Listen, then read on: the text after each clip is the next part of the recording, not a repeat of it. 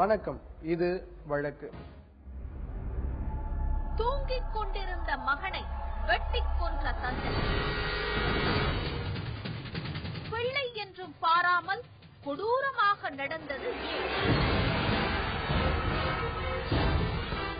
Trichy bell நிறுவனத்துல என்ஜினியரா பணியாற்றிட்டு வந்தவர் சுரேஷ்.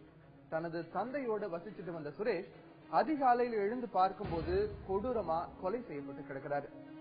2 திருமணங்களை செஞ்சுட்டு பிரிஞ்சு வாழ்ற சுரேஷ கொலை செஞ்சது யாரு? சேலம் மாவட்டம் ஓமலூர் ஜெய்நகரில் வசிப்பவர் நடேசன். 65 வயது நிரம்பிய நடேசன் ஓய்வு பெற்ற சுகாதார ஆய்வாளர். இவருக்கு 2 மகன்கள். இருவரையுமே பொறியியல் படிப்பு படிக்க வைத்தார். மூத்த மகன் சுரேஷ் திருச்சி பெல் நிறுவனத்தில் பொறியாளராக பணிக்கு சேர்ந்தார். இளைய மகன் சென்னையில் வேலை கிடைத்து சென்று விட்டார்.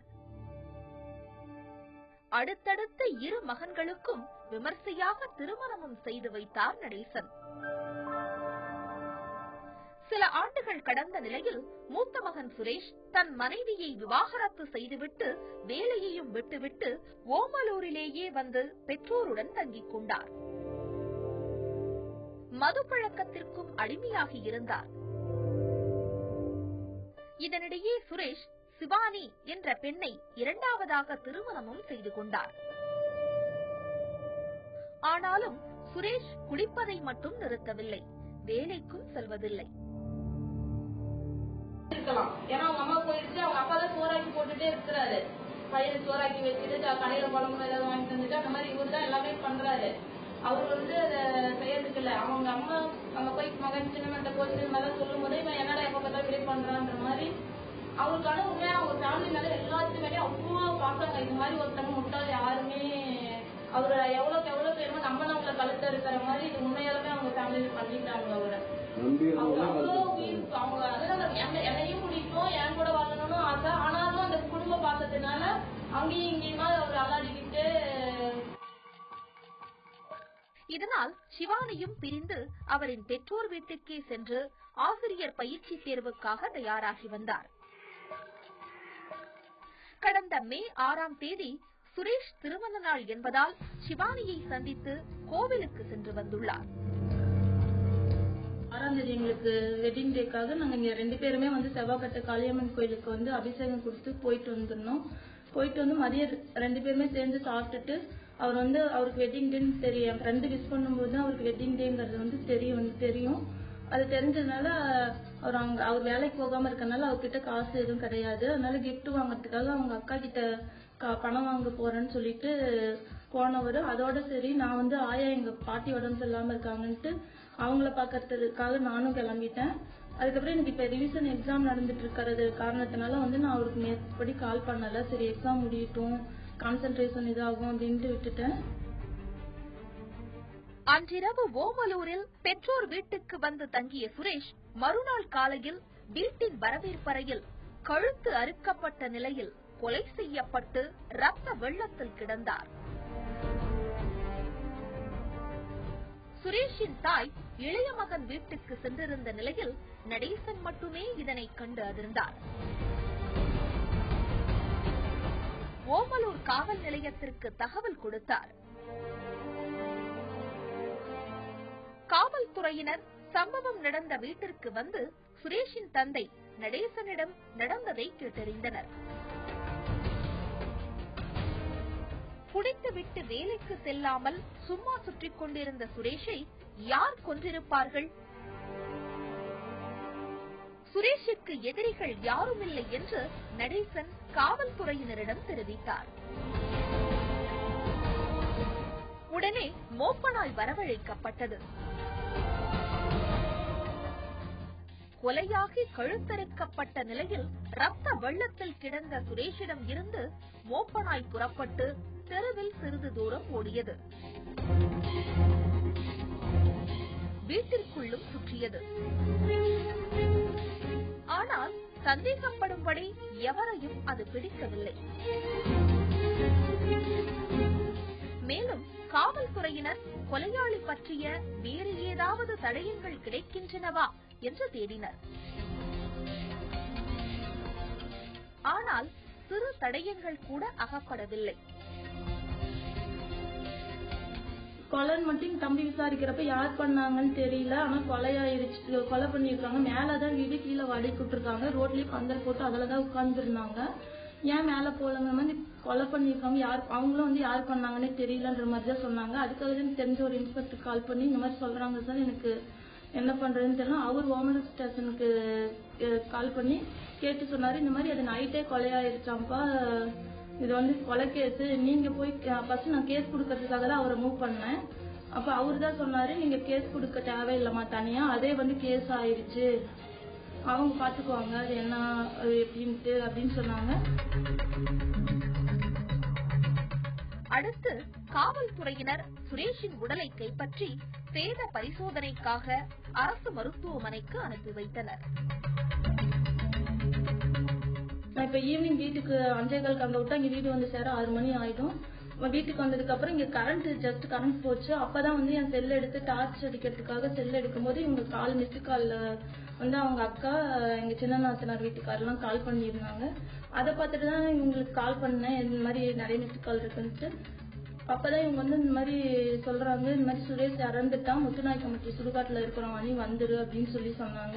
எனக்கு திடீர்னு அதை நம்பவே முடியல. ஏன்னா முத நாள் தான் வெட்டிங் கொண்டாடுனால அதை எனக்கு நம்பவே முடியல. கை கால் எனக்கு நடுக்கமா, அப்புறம் எனக்கு எப்படி போறதுன்னு கூட தெரியல. வந்து யாராவது கூட்டிட்டு போங்கன்னா இல்ல நீ ஏதாவது ஒரு கால் டாக்ஸி வச்சு வந்துருவானி அப்படின்னு சொன்னாங்க.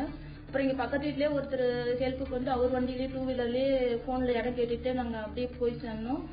போகும்போது கூட லேட் ஆச்சுன்னாங்க. தயவு செஞ்சு அந்த முகத்தையாவது நான் பாத்துறேன், நீங்க நான் வர வரைக்கும் கொஞ்சம் வச்சிருங்க, நான் அழுதுட்டே ரெக்வஸ்ட் பண்ணி கேட்டுட்டே போனேன்.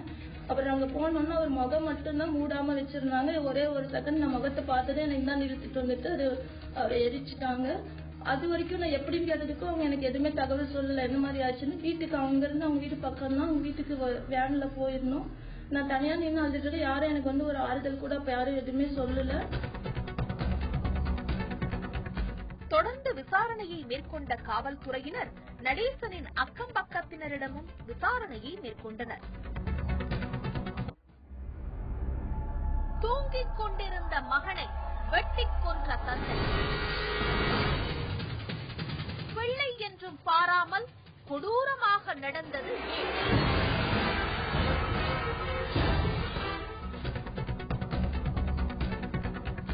தொடர்ந்து விசாரணையை மேற்கொண்ட காவல்துறையினர் நடேசனின் அக்கம் பக்கத்தினரிடமும் விசாரணையை மேற்கொண்டனர்.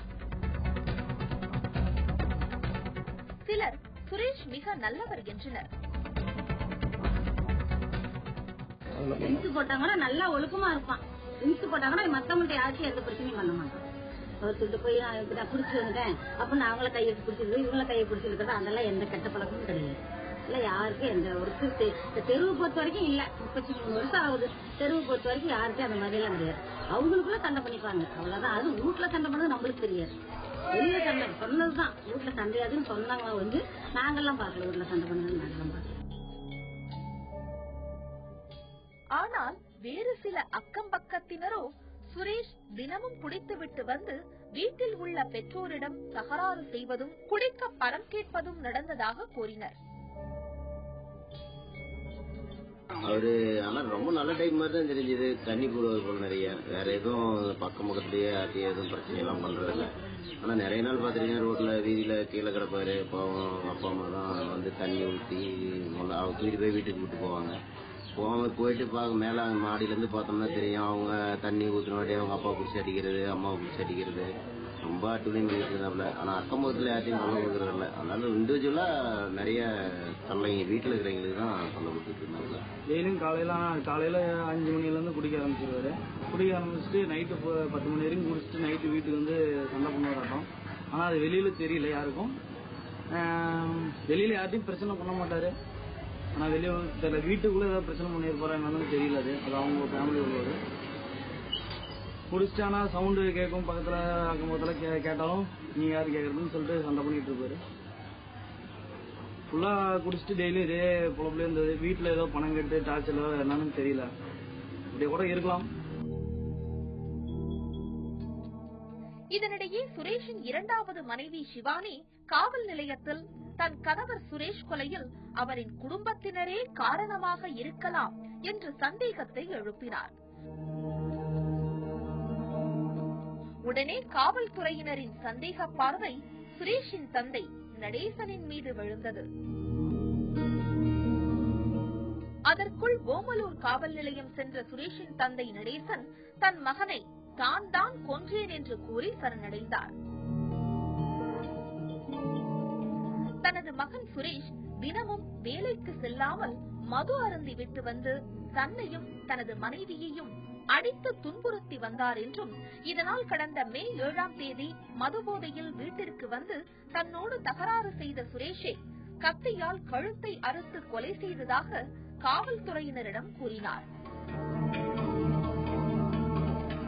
சுரேஷின் உடல் அருகிலேயே நின்றிருந்த நடேசனை மோப்பனாய் ஏன் பிடிக்கவில்லை என்பதும் காவல்துறையினருக்கு புதிராகவே இருந்தது. இதனைத் தொடர்ந்து காவல்துறையினர் நடேசனை கைது செய்து நீதிமன்ற காவலுக்கு அனுப்பி வைத்தனர்.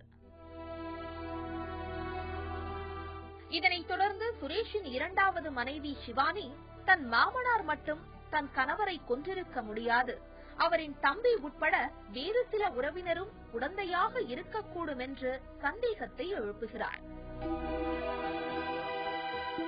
அப்படின்னு இப்ப நான் ஒரு வீடு கட்டி கூடிய 2 பேரும் சந்தோஷமா வாழலாம்னு நினைச்சிட்டு ஒரு கனவோட 2 பேருமே இருந்தோம். ஆனா அவங்க அவரோட பேரண்ட்ஸ் எங்க 2 பேரும் சேர்றதை விரும்பாம அவர் இங்க வரது எல்லாமே கண்ட்ரோல் பண்ணி வச்சிருந்தாங்க.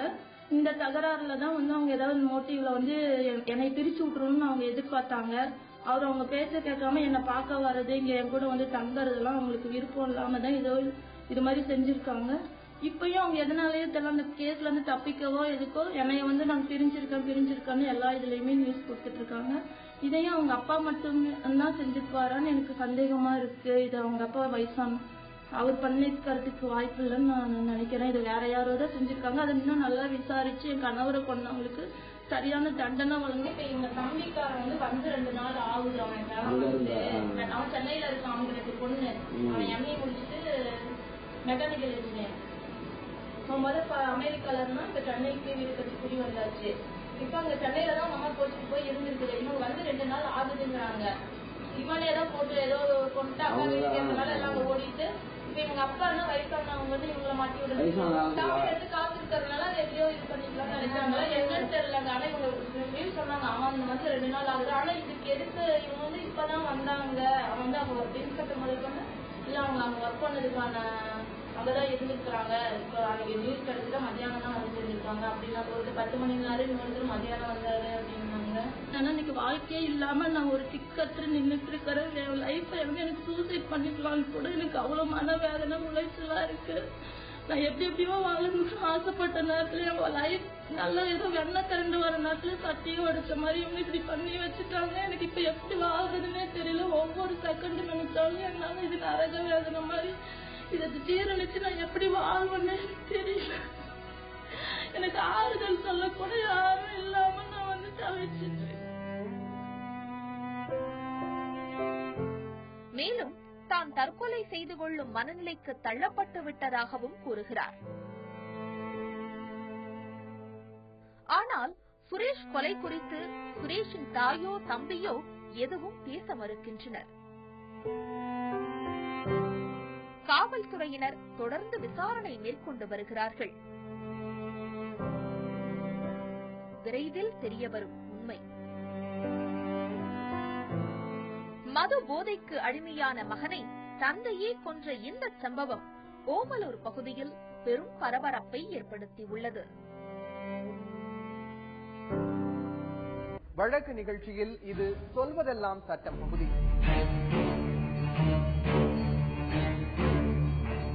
தந்தையோட சாதி சான்றிதழ்ல முடிவு எடுக்கப்பட்ட பிறகு அவரோட குழந்தையோட சாதி சான்றிதழ்ல ஏதேனும் வில்லங்கம் ஏற்பட வாய்ப்பு இருக்கா?